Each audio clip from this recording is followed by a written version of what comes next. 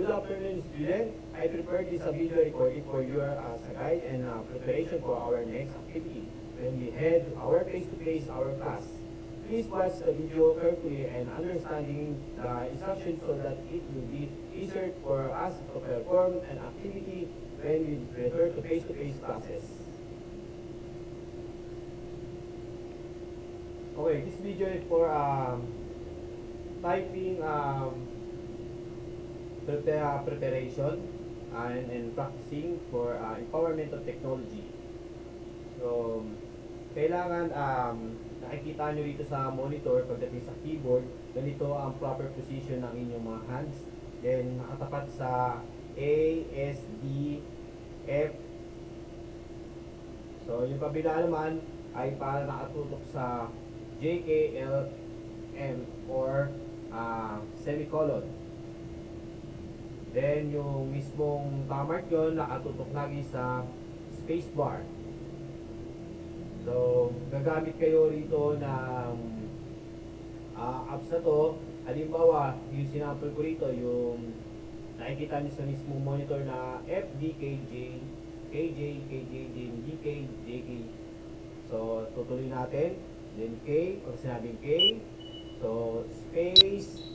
Then, pagka sakali naman na nagkaroon ng ibang kulay, so ibig sabihin hindi siya tatama o may mali sa ginagawa ninyo. So sa practicing ninyo, hindi pwede na lagi kayo magkakamali dahil sa susunod na activity nyo rin dito sa apps na to, makikita natin or pupuntasan natin sa bawat pagkakamali ay nagkakaroon tayo ng scoring. So maganda ito halos sa siguro sa starting ng klase natin mga nasa 1.5 hours mag-practice tayo ng ganito hanggang sa umabot sa mismong ano nito yung pinaka expertise niya. So, ang ginagawa ito, kadalasan gumagamit ito yung mga magpo-call center. Kaya sa empowerment of technology, malaking bagay sa dito. So, para sa typing, practicing. Then, dito naman sa option, dito makikita yung kung anong lesson. So, anong pagpipilian. Then, sa beginner, intermediate or expert. So, nagkakaroon ng pagbabago rin dito sa display. Kung napili natin, siyempre sa ngayon, or beginner, so beginners pa lang. And, so dito naman, ito yung pinaka-menu para sa directives ko sa anong pipiliin nyo. Kung nag-intermediate kayo, kung makapansin nyo, may pagbabago rin sa mga keyboarding.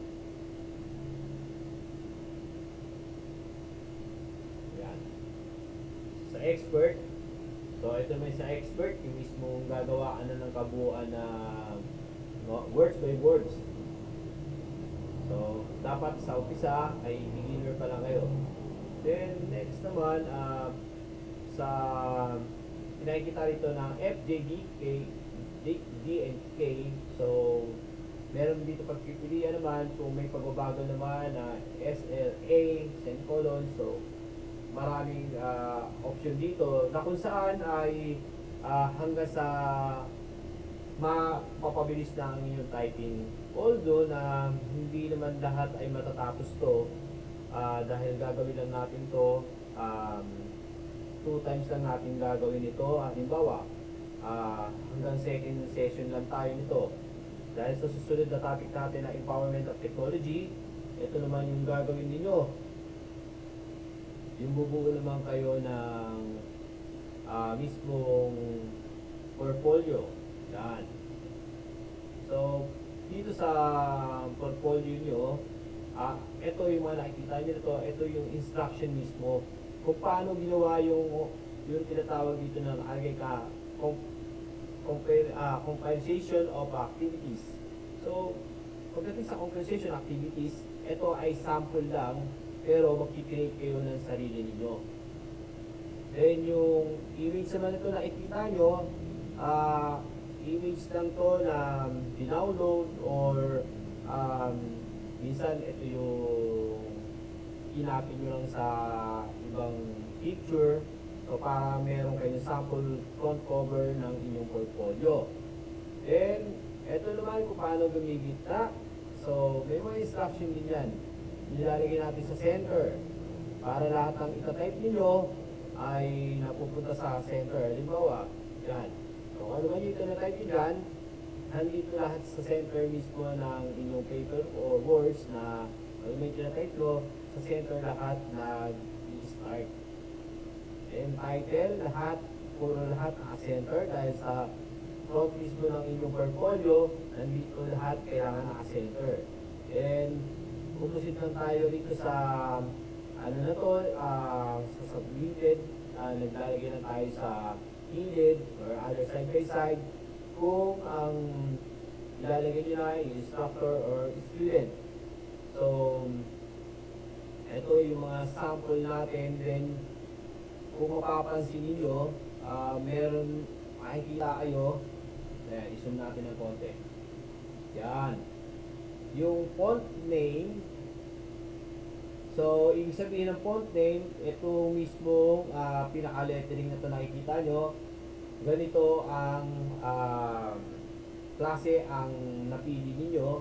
So, kung gusto nyo baguhin, puproceed na kayo rito sa, nakikita nyo rito sa arrow mouse ko na to.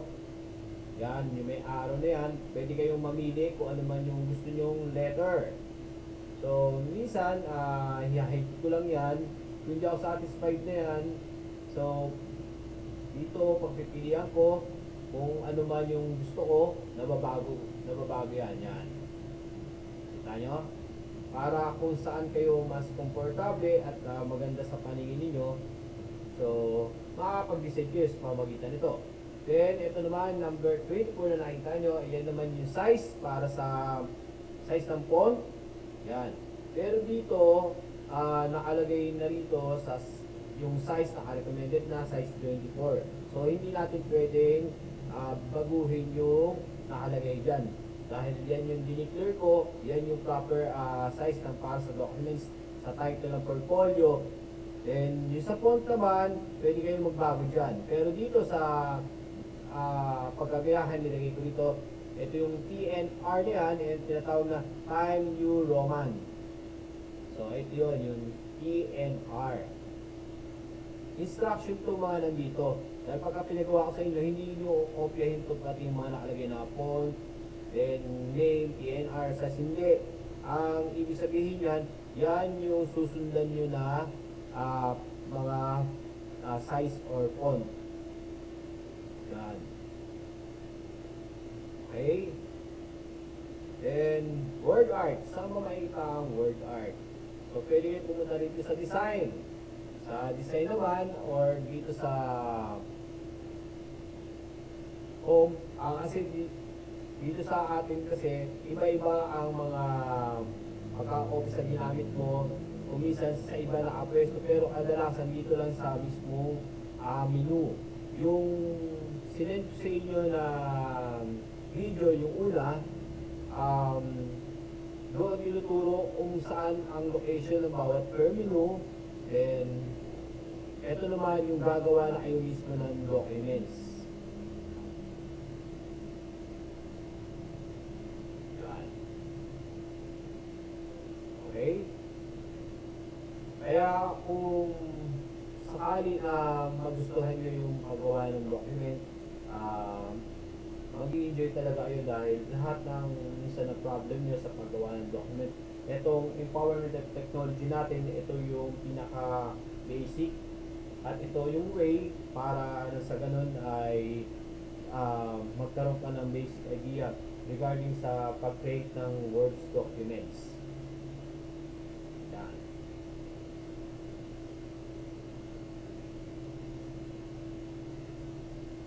Then dito naman sa tinatawag natin na picture, pag insert ng picture, kung mapapansin nyo, nandito yung menu, makikita nyo yung insert, then picture, i-click nyo yung picture, then device.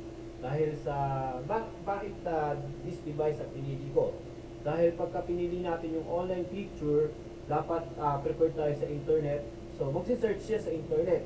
Pero kung hindi na sa internet, yung mismong desktop natin, meron yung mga sinave na tayo ng picture para pang front cover natin. So, piliin lang natin yung this device. So, dito marami na kayong pagpipilian. Kung ano man yung sinave ninyo, yun yung magiging sample na tawag dito yung pinaka front cover. Yan. Yan yung mga sample lang natin, no? So, anyway, bukod doon, meron tayong susunod dito after ng front cover.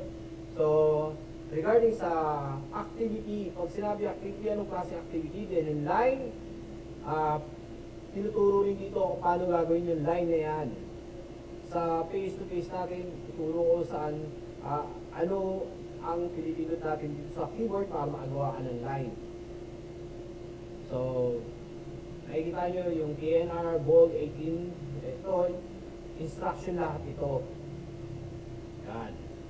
So, para saan ba yung letter na sinasabi ko? Usually, class, ginagawa natin to or dapat nyo rin malaman kung para saan yung documents na ginagawa nyo. Dahil ang pag-create ng documents, hindi pare-parehas. Meron yung tinatawag natin na documents para sa mga paggawa ng ganito, ng parang books o manual. So, ganito yung preparation na dapat yung gawin. Pero pagka gagawa naman kayo tulad ng mga letter or tinatawag natin na quotation, etc. o proposal, ito naman yung mga klase ng letter na sample na kung paano ginagawa. Yan. Pero actually dito mga gagawin natin sa mga susunod na meeting natin. Kaya sana makapag face-to-face na tayo, no? Then, yung contract naman, ginagamit yung documents sa contract kung gagawa ka sa deed of sale or yung mga isang bagay kang gagawa ng kontrata. So, ito yung sample. Then, ito yung acceptable para ipanotary nyo yung documents nyo. Kasi hindi kasi ina-accept sa notary basta-basta ang isang letter kung hindi proper ang letter na ipapanotary ninyo. Kaya dapat sa paggawa pa lang ng letter, marunong na kayo kung ano dapat set up ng letter. Kaya importante talaga sa inyo yung empowerment of technology para sa ganun na-explore kayo sa paggawa ng mga documents. So, ito naman yung mga per activity number 5. Yan. Ito naman yung mga pang-proposal. Yan. So, ito naman yung mga paggawa ng certification letter. Yan. Halimbawa, COE. So, ganito yung paggawa. Yan. So, ito naman yung paggawa ng resume. Lalo na sa inyo mga nag-OJT or mga mag-a-apply. Importante na dapat marunong kayong gumawa ng resume. Kasi, kuminsan kapag hindi kayo marunong gumawa ng resume, hindi pa kayo na-interview, nagpasok lang kayo ng resume, possible ang inyong mga resume minsan itinatabi na lang sa isang tabihan, hindi na binabasa. Dahil nakikita rin nila, lalo na kung office work nung ina-apply mo, dyan pa lang sa resume mo tinitignan kung marunong ka gumawa ng letter o hindi. Then newspaper, columns. So kung mapapansin nyo, itong newspaper na sample natin dito, dito tinuturo kung paano tamang way at saan dapat pinupunta dito. Then actually, itong mga letter natin to, involved pa rin yung mga menu dito. Kung paano nyo i-design yung per paragraph na yan, so nandito rin sa instruction natin. Kaya itong manual na to, magiging pattern nito para magawa po itong lahat na activity natin. Yan. So, iba sasabihin, sir, meron naman tayong Canva. Actually, sa mga certificate pag-usapan, okay, Canva. Pero may mga pagkakataon naman na hindi ina-accept basta-basta ng ibang company yung paggawa ng mga letters na sa Canva o ibang mga tinatawag natin na version 3.0 na mga web. So, kailangan talaga marunong ka mag-create, marunong kang gumamit ng WPS or ng Microsoft Word. So, dapat alam nyo gamitin para makagawa kayo ng mga Word documents na to. So, maraming klaseng documents. Hindi isang klaseng documents lang.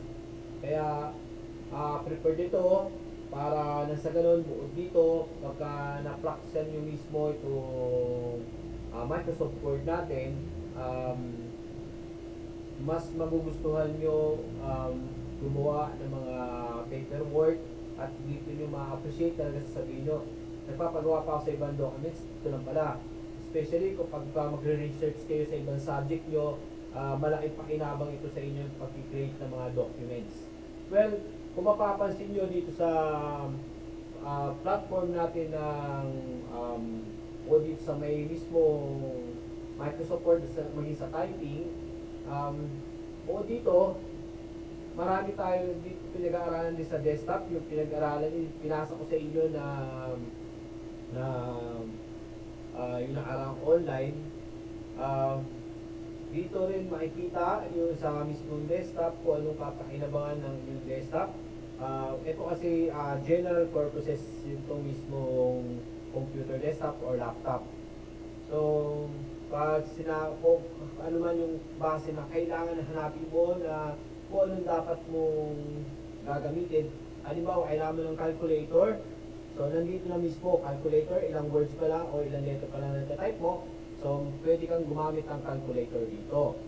Then, dito naman sa point na to, tinatawag natin na time and date. Ngayon, kung gusto mo i-adjust yan, right click lang, then adjust para sa time and date.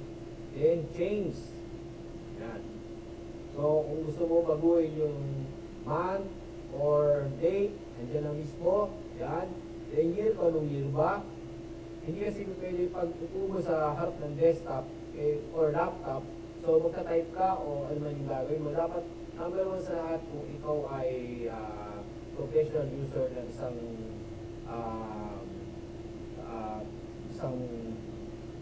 tulad dito na encoder, etc. Or computer literate. So dapat aware ka sa bago gumamit ng computer. Dapat siguro mo dapat na tama yung time and date. Dahil may effect din yan kapag lalo na kung mag-online ka, kung magbubukas ka ng Facebook, minsan kapag yung time and date ko ay hindi tama, pagka nagbukas ka ng Facebook, minsan hindi nyo na-recognize. Kasi sasabihin ng iba, may problema yung computer, etc. So, ayan lang yung ano natin, yung dapat gagawin. Then, speaker. Kung gusto naman natin na hinaan o lakasan ang ating volume na speaker, dito lang din mismo sa page na to, sa area na to. Okay? Then, ito naman yung tinatawag natin na pagka nag-right click tayo, toolbars. Yan. Kung naman yung gusto natin dito na ilalagay din natin dito. Huwag natin gagawin sa ibang student, ginagawa naman yung mismong taskbar natin, nilalagay nila sa iba-iba. So, yan. Meron settings. Kung naman yung gustong baguhin nila sa taskbar nila, so, ako, hindi ko na ginagalaw yan. Dahil yan po yung standard. Yan. Then, ito naman yung tinatawag nating icon. Yan. Sa bawat area na to, ito yung icon. Kaya nga, si Microsoft Windows, ito yung tinutuko niya. Kung mapapansin nyo, bawat icon, para siyang bintana. Then, kung naman yung buksan, o bubuksan niya. Yan. So, pagka nag-click ka dyan, dapat double click. Okay? Then, ang tanong ngayon, sir, paano ba nagkaaroon dito ng mga icon na yan? Actually, plus ang computer, basta bagong format lang yan, ang alagay lang sa kanya, ito lang mismong OS yung nakikita yung nasa desktop na to. Ito lang ang maging itsura niya. Pero, kapag application after mo magpa-format o pinormat yung computer. So, dapat lagay nyo rin ang application. Ano dapat na nilalagay ng application dyan? Number 1 sa lahat, Microsoft Office o WPS, mga para sa mga pang-office work. Yung iba naman, nilalagyan ng ELC or nilalagyan natin na yung pang-PDF or Adobe Reader. So, ang purpose naman yan, para makapagbasa siya ng mga naka-create or naka-images na mga file, kaya niya basahin. Then, regarding naman sa Google Chrome, sir, after ba mag-format ang computer ba, automatic ba may Google ba yan? No. Ang isang desktop kapag meron na siyang na-format na siya, may OS na, ito na yung OS. So, una nyo makikita dyan, si Explorer. Yan. So, Internet Explorer. So, si Internet Explorer, so, yan yung starting ni Microsoft. So, para magkaroon ako ng tinatawag natin na Google Chrome, so, pagka may internet na tayo, ida-download ko lang si Google Chrome.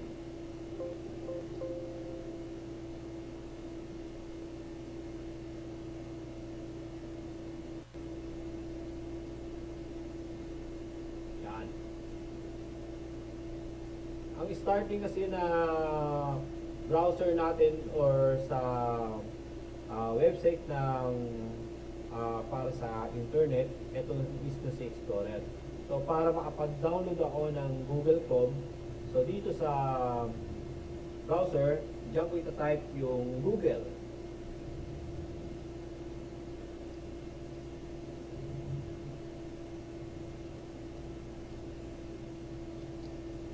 Yan. So, pwedeng Google Chrome lang or search. Pwedeng Google Chrome or pwedeng lagyan nyo ng download. Then, search or enter. Actually, kaya medyo hindi na siya nagre-response kasi na-install lang na siya ng Google Chrome at sinet ko na siya sa Google Chrome.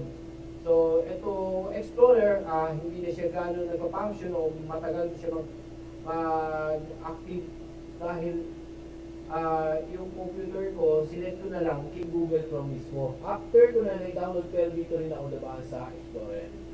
Okay. Kapag meron ka ng Explorer, so dito naman, kung saan ka mag-search or magda-download, dito mo ita-type sa browser. Yan.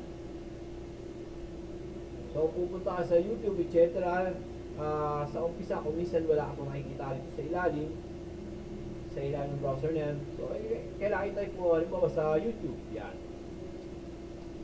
So, automatic siya, hindi mo pa natatapos mag-type. So, lumalabas agad sa browser niya kung ano yung mga pagpipilian mo or kung ano yung naaayon sa gusto mo i-hanapin. So, pag-click mo yan, then automatic niya pupunta na rin sa YouTube. Then, si-search mo naman kung ano yung gusto mong hanapin. Ganyan po. Kaya malaking pakinabang sa inyo itong desktop. Andito lahat dahil itong desktop natin or laptop na ginagamit nyo, ayan yung tinatawag natin na general purposes. Okay po, so hanggang sa muli, ito lang muna yung video tutorial natin. So sana sa face to face makapaggawa tayo ng maayos. Thank you po.